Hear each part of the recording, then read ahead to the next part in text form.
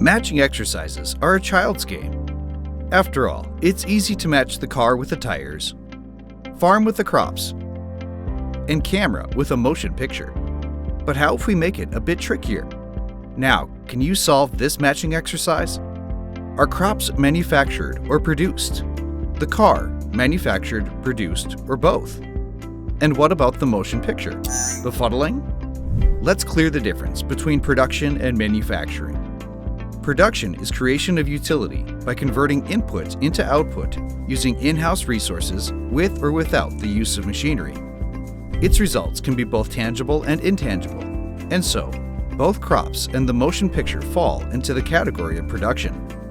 Manufacturing, on the other hand, involves creating tangible finished goods to be sold in the market using raw materials, men, and machinery.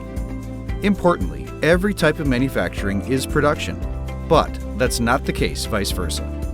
Hence, a car is an example of manufacturing, but falls in the category of production as well. Let's get back to the matching exercise again. Should be easier this time, what say?